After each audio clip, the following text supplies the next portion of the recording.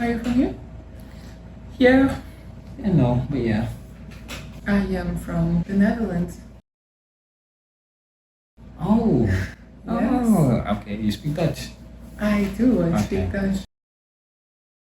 And we pay like 100 euros for a bike Yeah. because we have money. But your food sucks.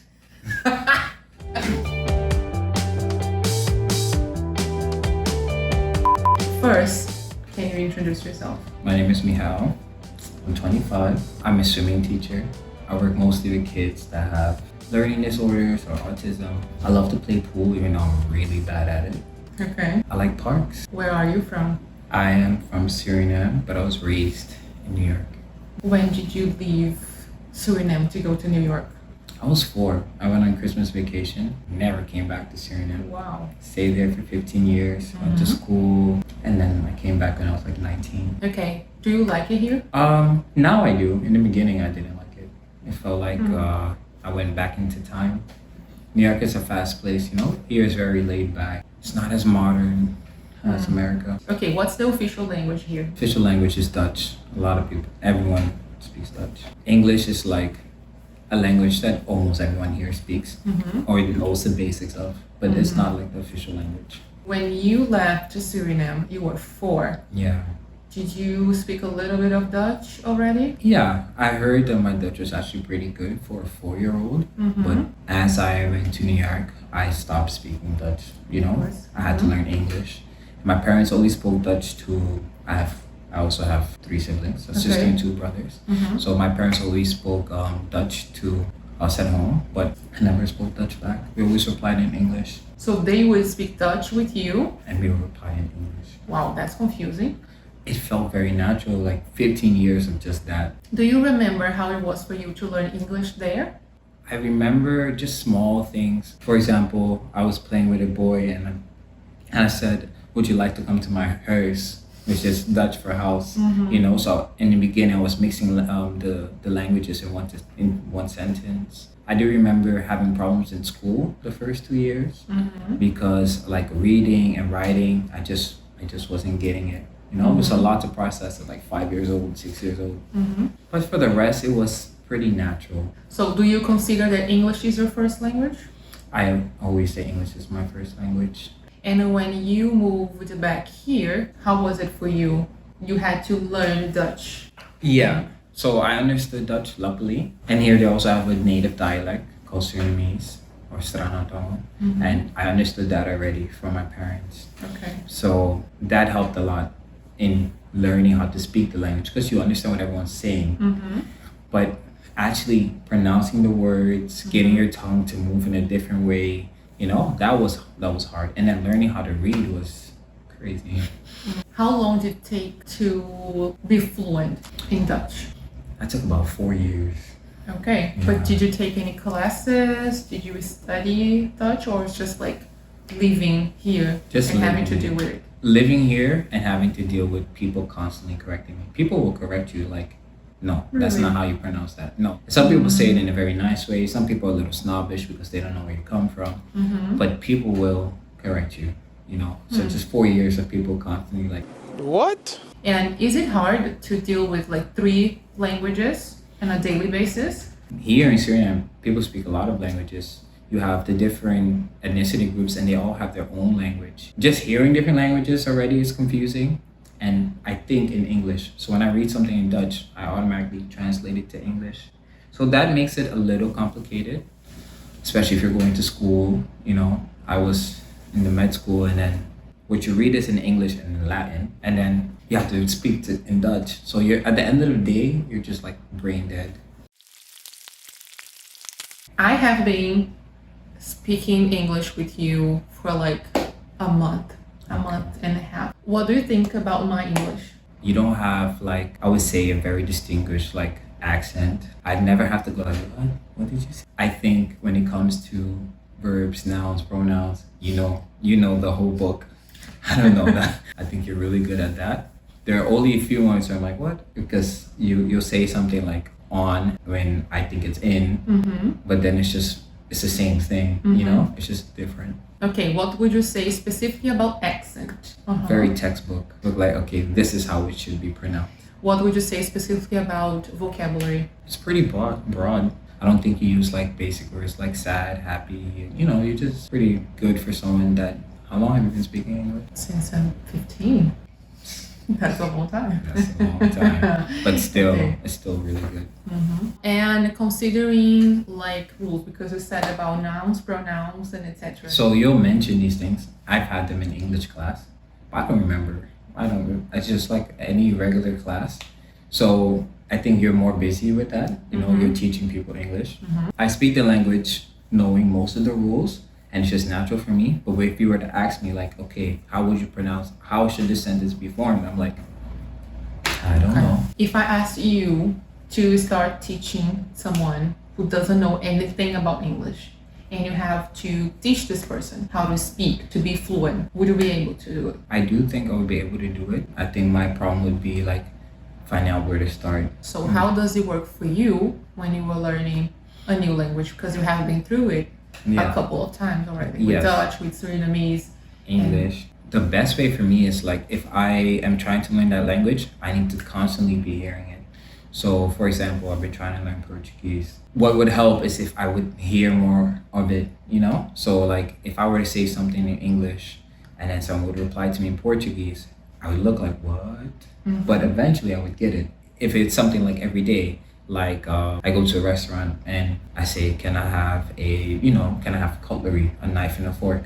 And then they say, knife and fork in Portuguese. I don't know how to say that over and over again. And that's how I'm going to learn it. That's how I'm going to remember it. So it's more about repetition. Yeah, lots of repetition and practice. What was the thing that you struggled the most? It was definitely like the rules. Where do you use certain verbs and pronouns? And in Dutch, there are different ways to say duh, you know, for feminine, for masculine. So that was definitely the hardest, especially in Dutch itself. There are rules, but no one really can tell you like, this is where you use this. It's kind of like a feeling. Some people will feel like this is the right word, and some people feel like this is the wrong word.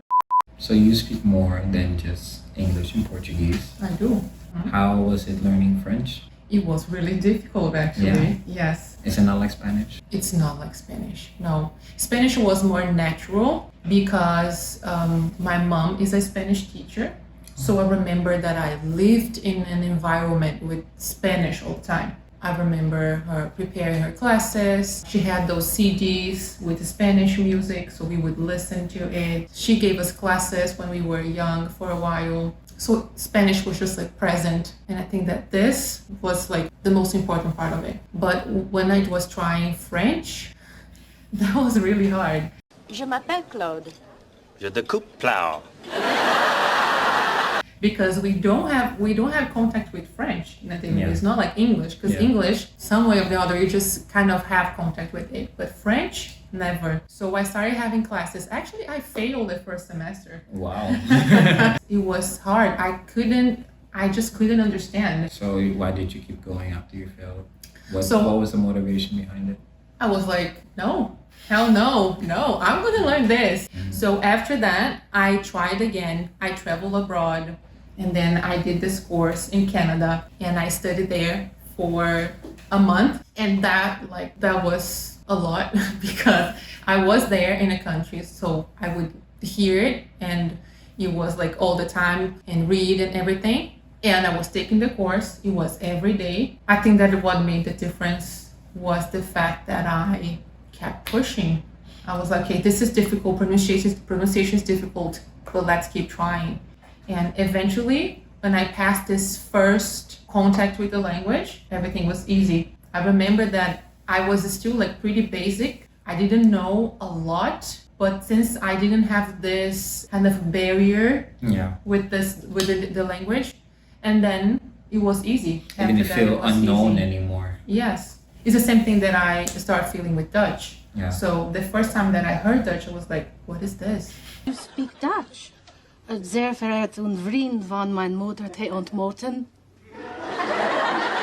And then after I was here for a while, so I was kind of getting used to listening to it. Yeah. And I started studying and actually reading and seeing the words, and was like, okay, so now it'll make some sense of it. So how do you, because like Spanish, Portuguese, English, French. How do you keep yourself fluent in all languages? Because I imagine if you take a break, Yes. just like anything, like when you stop playing a sport, you kind of you get rusty. Yeah. How do you keep yourself in tune? You have to keep practicing, or you need to make sure you keep in contact with language somehow. So with Spanish, for example, I don't really do anything, I don't study. So sometimes from time to time, I have to be like, okay, let's listen to some music, let's read something. I use the internet a lot, like with the contents that I normally watch in Portuguese, I just try to find it in other languages. Okay. So I really like videos on Instagram and TikTok. I just try to find contents like that in Spanish or in French. I can imagine that would be like the challenge for people, especially like with learning English, even though you do come across it often. If you don't speak it at your job or at home, like you get rusty. And speaking is the one that is, for me, the most difficult one, because you really need to stop and try and practice. Have you ever had a dream that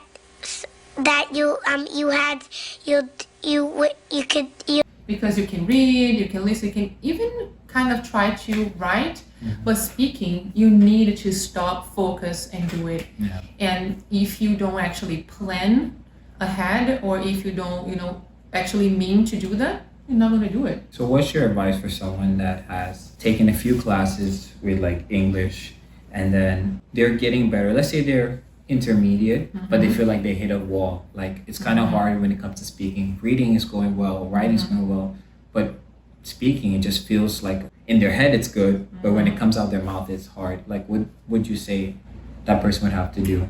It normally it happens when you reach this intermediate level. Okay. Because as far as you go, as hard it's going to be for you to see any difference. It happens with everything. Like if you go to the gym, you're going to reach a point that you're not going to see this big difference. So that means that you have to change what you're doing. So when you reach that level that you feel like you're stuck, you need to try to find different things. So imagine that you already study every day, you already practice with exercises, you already, listen to music every day. So you have to try to do something different. Read a book or, watch this full movie without the subtitles. But with speaking, there's no other way. You have to practice. Find someone that can talk to you and practice. There's no magic. What would you say to someone that wants to learn and they're just afraid, like whatever the reason might be, afraid people might laugh at them, or they're afraid because it's going to be too hard? Like, how do you get someone to get past that? Like, what would you say to someone like that? Worse than being laughed at or people, judging you is not being able to communicate. That's the worst thing. First, I'm gonna laugh at you or just judge that you're trying to learn. Joke is on them, You're the one trying, you're the one actually learning. I have experienced that, like people laughing, like, oh, you have an accent, or you did that, you pronounced that wrong, especially in the beginning. And I'm like, how many languages do you speak? She's got a point. She's an icon. She's a legend, and she is the moment. This communication is only happening because of me. Without me, we're not even talking. That makes a lot of sense. Okay.